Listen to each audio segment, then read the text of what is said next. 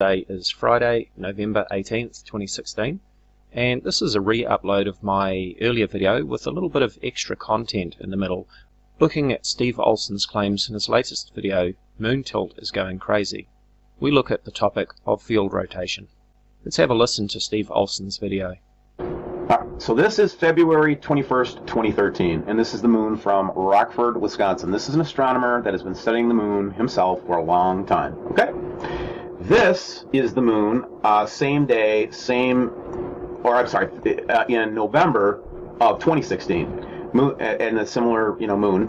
And what he's, in terms of lit, the area of the moon being lit, this is slightly almost full, this is full. But basically the tilt that was analyzed using his, by calculating the movement of all of these different objects, he figured a 65-degree tilt from Rockford, Michigan. Now, if that wasn't disturbing enough, we end up with, in a one-day period, 110 degrees. So we swung another almost 50 degrees in one day from the 12th to the 13th. And that is just a little bit disconcerting. No, it's not disconcerting at all. Not when you actually know what you're looking at, and not when you actually know what you're talking about. And this guy obviously isn't an astronomer, otherwise he would know what he's looking at and he would know what he's talking about. I've already covered this sort of thing before in years gone by, talking about the rotation of the moon and what causes it. There are a couple of things that come into play. One is called field rotation, which is a result of the moon crossing the sky. Now, unless you're using an equatorial mount telescope which compensates for the field rotation, yes, the moon is going to appear to rotate as it goes across the sky. And I'm going to demonstrate that in one of my past videos in just a moment. The other thing that's going to affect the apparent angle of the moon is your latitude. And many people are aware that the moon appears to be upside down when viewed from the southern hemisphere compared to when viewed from the northern hemisphere. The familiar constellation of Orion is now back in the night sky, and we're going to use Orion to demonstrate field rotation as the constellation of Orion crosses the sky from east to west. Now, I've set my location to Fort Worth, Texas in the United States, so that we've got a northern hemisphere view for all of the people in the United States and elsewhere in the northern hemisphere. And you can see that I've got the date set to 18th of November 2016, time is set to 9:16, that's daylight saving time, so it may be an hour earlier. But anyway, let's run this forward. This is running forward at faster than normal speed, and let's have a look at Orion the Hunter and see which way he is pointing. At the moment he is pointing this way. He's not straight up and down, he's sort of pointed off to the left, and our view will be as if we're standing on the ground with our feet flat on the ground facing Orion and swiveling around following Orion as he crosses the sky. So let's go ahead and watch what happens. So we can see that he's still pointing towards the left. Now he's almost upright, we're upright now, and now he's tilting over to the right, and as we head down to the west we see that Orion is now leaning to the right.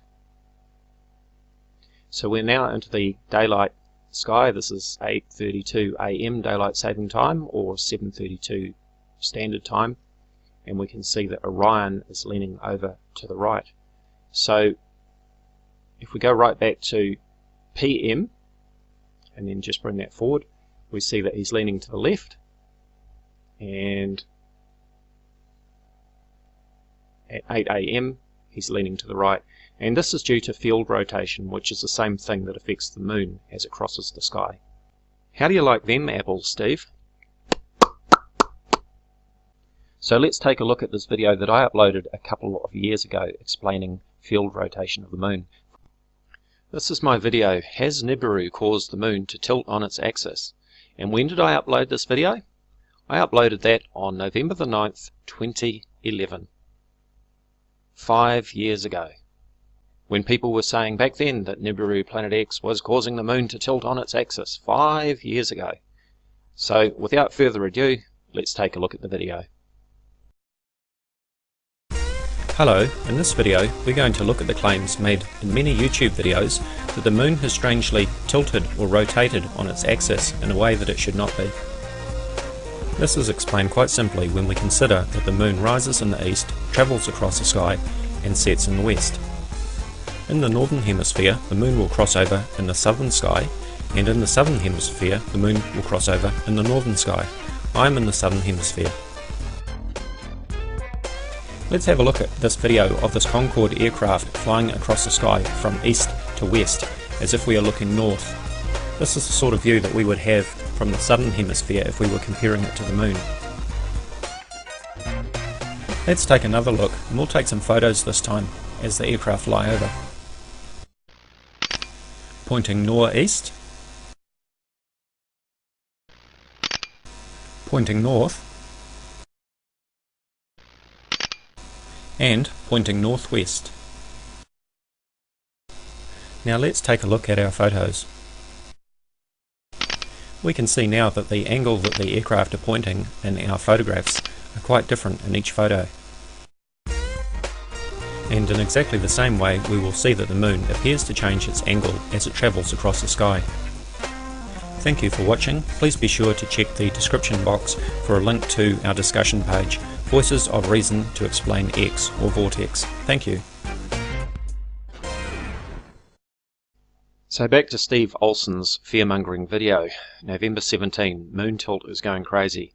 I have no doubt in my mind now that Steve Olson and company, that they know exactly what they're doing with their fear-mongering. They know that they are presenting absolute nonsense. I cannot give Steve Olson the benefit of the doubt that maybe he was sincere and that he really believed what he is presenting, because it seems now that he's just laughing his head off at his subscribers, at his viewers, who lap up all of this nonsense, keep clicking on his videos and pushing up his YouTube earnings and buying his t-shirts and subscribing to his subscriber-only content and all of that sort of thing. He's laughing all the way to the bank. He's laughing in your faces. So I would welcome a live interview, a live debate, discussion with Steve Olson, either on his channel or on mine. Let's get together, Steve, and let's discuss your claims one-to-one. Let's take a look at the various images that you would like to present, and let's talk about them. Now, you said in a previous video that the debunkers would never take you on in a live debate because you said their handlers can't control them. Well, I don't have a handler, but I'm more than happy to engage in a live debate with you, Steve Olson. So you just name the time and the place, and we'll set up a live debate, and we can discuss your claims and these images. I will also be following through with what I said earlier, that I will be setting up a live YouTube hangout where you will be invited along with plenty of notice, and if you don't turn up for the hangout, well, that's because you didn't have the testicular fortitude to show up and defend your claims. And of course the Steve Olson clock of shame is already ticking.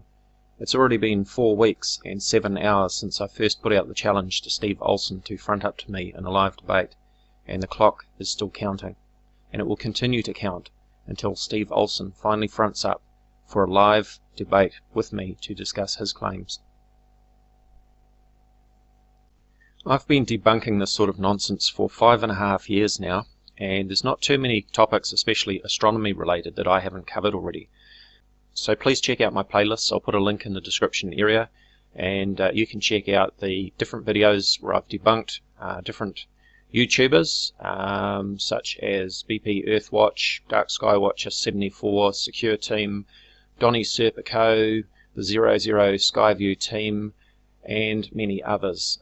We've seen it all before. It's all the same old nonsense, fear-mongering rubbish that's been rehashed year after year after year, and people seem to have short memories, and they keep saying that Nibiru Planet X is coming next week, next month, next year, and they seem to forget that these videos have been debunked year after year after year. And I fully expect that Steve Olson may well still be making these nonsense videos in another 5 years, and still laughing in the faces of his gullible subscribers. As always, do check out my Facebook discussion page, Voices of Reason to Explain X, or VORTEX. You'll find a link in the description area. Thank you for watching. Hello YouTube, this is Dazza the Cameraman. Today is Friday, November 18th, 2016, and this is a re-upload of my earlier video with a little bit of extra content in the middle, looking at Steve Olson's claims in his latest video, Moon Tilt is Going Crazy. We look at the topic of field rotation. Let's have a listen to Steve Olson's video. So this is February 21st, 2013, and this is the moon from Rockford, Wisconsin. This is an astronomer that has been studying the moon himself for a long time. Okay? This is the moon, same day, in November of 2016, and a similar moon. And what he's in terms of the area of the moon being lit. This is slightly almost full. This is full. But basically, the tilt that was analyzed using his, by calculating the movement of all of these different objects, he figured a 65-degree tilt from Rockford, Michigan. Now, if that wasn't disturbing enough, we end up with, in a one-day period, 110 degrees. So we swung another almost 50 degrees in one day from the 12th to the 13th. And that is just a little bit disconcerting. No, it's not disconcerting at all. Not when you actually know what you're looking at and not when you actually know what you're talking about.